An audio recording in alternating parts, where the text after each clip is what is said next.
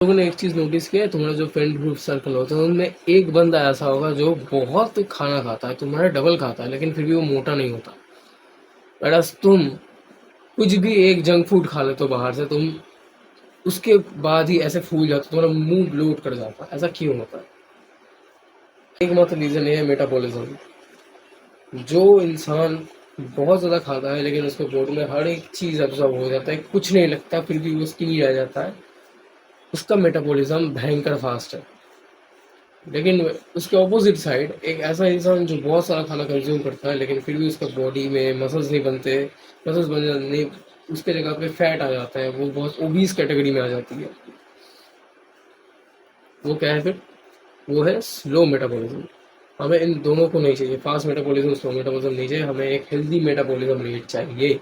Healthy एक metabolic rate चाहिए हमारे बॉडी में, जहाँ पे हम लोग अच्छी चीज़ों को कंज्यूम करें, हमारा बॉडी ग्रो हो, फैट की जगह मसल्स को बिल्ड करें और हम लोग स्किनी से फिट पे आ सकें।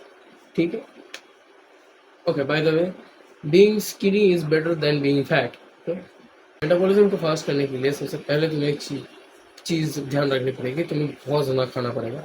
बहुत ज़्यादा का मतलब होता है बहुत ज़्यादा खाना कंज्यूम करना पड़ेगा तुम्हें।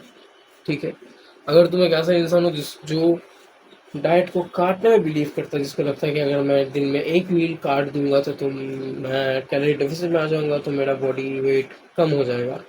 कम खाने से कभी पतले नहीं होते इंसान। ठीक है? हाँ, जरूर कम खाने से पतले होते, लेकिन एकदम तुम खाना बंद कर दो, तुम अगर दिन में 2-2 मील स्किप कर रहे हो, तो तभी तुम्हें कुछ फ़ायदा नहीं मिलेगा। ठीक है? कुछ फ़ायदा नहीं मिलने वाला। तब तुम्हारा बॉडी जैसा का जैसा रह जाएगा। तुम्हारी बॉडी को लगेगा कि हम एक सर्वाइवल मोड में आ गए हैं, हमें किसी भी तरह से अपने खुद को बचाना पड़ेगा, कुछ भी करके खुद के बॉडी को हमें मेंटेन करना पड़ेगा, खुद को जिंदा रखना पड़ेगा। और तब ये नहीं रहेगा कि तुम्हारे बॉडी को ग्रो होना है, तुम्हें मसल्स बनाना है, वो ये देखेगा कि तुम्हें जिंदा रखना है, क्योंकि वो फर्स्ट प्रायोरिटी है। जिंदा रहोगे तभी तो ये सब बनाओगे, है ना? जिंदा ही नहीं रहे तो कहाँ पे वो हाइट पे इन्वेस्ट करेगा? कहाँ पे तुम्हारा बॉडी हाइट पे न्यूट्रिशन देगा? नहीं देगा, घंटा देगा। कहाँ पे तुम्हें मसल्स पे न्यूट्रिशन देगा? घंटा देगा न्यूट्रिशन मसल्स को। पहले जिंदा रहो, फिर मसल्स बनाना। जिंदा रहना प्रायोरिटी है हमारी। तो दैट्स वाई हमें इन चीज़ों को ध्यान रखना पड़ेगा। कभी डाइट में तुम्हें मील्स को कट करने में एकदम, अगर तुम 3 इयर्स के अंदर हो, तुम्हारा मेटाबॉलिज्म अभी बहुत ज़्यादा फास्ट है। ठीक है? अगर तुम अभी मील्स को कट आउट करके अपने बाहर निकल रहे हो, मील्स को ही डेट काट रहे हो, तो इससे तुम्हें कुछ फ़ायदा नहीं मिलने वाला, ट्रस्ट मी।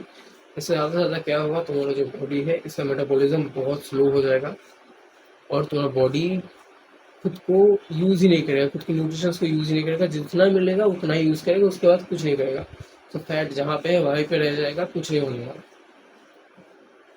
अभुक्त इंसान मत बनो, खाओ। सेकेंड पॉइंट, एक मिसकंसेप्शन है कि कम खाने से मेटाबॉलिज्म बढ़ती है। That is totally wrong. ज़्यादा खाने से मेटाबॉलिज्म बढ़ता है। हाँ, ऐसा पूरा ऑपोजिट है। ज़्यादा तुम खाओगे तभी तुम्हारा मेटाबॉलिज्म बढ़ेगा। अगर तुम अपने डेली कैलोरीज को हिट करते हो, जितना तुम्हारे बॉडी के मेंटेनेंस कैलोरीज है, मेंटेनेंस कैलोरीज बेसिकली क्या होता है, तुम्हारे बॉडी को मेंटेन करने के लिए, मसल्स को मेंटेन करने के लिए तुम्हारे जितने कैलोरीज की जरूरत पड़ती है उनको बोला जाता है मेंटेनेंस कैलोरीज। अगर तुम्हारे बॉडी को मेंटेनेंस कैलोरीज मिल रही है, तुम्हारा बॉडी ग्रो होगा। मेंटेनेंस कैलोरीज कम मिल रहा है, तुम्हारा बॉडी में तुम स्टोर करे हुए चीज़ों को यूज़ करेगा। तुम उस कैलोरी सरप्लस में खाओगे, तुम मोटा हो जाओगे। तुम्हें मेंटेनेंस कैलोरीज में रखना है। अगर तुम मेंटेनेंस कैलोरीज, मेरे लिए मेरा हाइट और वेट के हिसाब से, मेरा हाइट है 1 फुट 1 इंच और मेरा वेट है 2 ग्राम। तो अगर इस हिसाब से देखा जाए तो मेरा जो कैलोरी आता है, जितना भी आता है, मेरा कैलोरी आता है शायद मान लो तुम 10 कैलोरी दिन का। तो मैं अगर 10 कैलोरी कंज्यूम करूँगा दिन का, तो ये होगा मेरा मेंटेनेंस कैलोरीज। यहीं पे मेरा मेटाबॉलिज्म एक सही रेट पे आएगा, ना कि बहुत ज़्यादा बढ़ जाएगा, एक स्लो हो जाएगा, एक सही रेट पे आएगा। मेटाबॉलिक रेट अच्छा रहेगा मेरा। मेरा अगर मेरा कैलोरी इंटेक 10 ग्राम है दिन का और मैं दिन में कंज्यूम करता हूँ मान लो 5 ग्राम, मैं हाफ कंज्यूम कर रहा हूँ, तो मेरा बॉडी जिंदा लाश बन जाएगा। तो मेरा बॉडी में कुछ यूज़ नहीं होगा। मेरा बॉडी इन न्यूट्रिशंस को कहीं पे इन्वेस्ट नहीं करेगा, ना कि हाइट पे इन्वेस्ट करेगा, ना कि तुम्हारे मसल्स पे इन्वेस्ट करेगा, कहीं पे न्यूट्रिशन नहीं देगा। और वो टाइम बाय टाइम क्या करेगा, अपने बॉडी को मार देगा। जहीं पे जहाँ हो वहीं रह जाओगे, कुछ ग्रो नहीं कर पाओगे। ठीक है? तो मील्स को मत खा करो।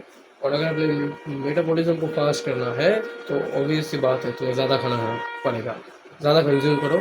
ज़्यादा कंज्यूम करने का मतलब ये नहीं है कि तुम बेफालतू की चीज़ें कंज्यूम करने लग जाओगे। हर एक चीज़ की कैलोरीज होती है, साइज देख के मत खाओ, कैलोरीज देख के खाओ और अपने बॉडी को अच्छे से ग्रो करो, अपने मेटाबॉलिज्म को एक अच्छे रेट पे रखो। इम्पोर्टेंट टिप, हमारे बॉडी का जो मेटाबॉलिक रेट है वो टीनेजर्स के बाद से 20 साल 22 साल के हिसाब से, उसके अगर तुम बाद उसके बाद अगर तुम देखोगे 23 साल 25 साल, अगर तब तुम देखोगे तो हमारे बॉडी का जो मेटाबॉलिज्म है वो बहुत गिर जाता है। तो अभी अगर तुम टीनेजर्स में हो, अपने मेटाबॉलिज्म को अच्छे जगह पे रखो। अगर बाद में तो ये गिरना ही है, बाद में तो मेटाबॉलिज्म स्लो होना ही है, क्यों ना आज फास्ट कर ले ताकि जब बाद में स्लो होगा उतना भी स्लो ना हो जाए कि हम लोग मोटे हो जाए। स्टे फिट, तब तक के लिए बाय।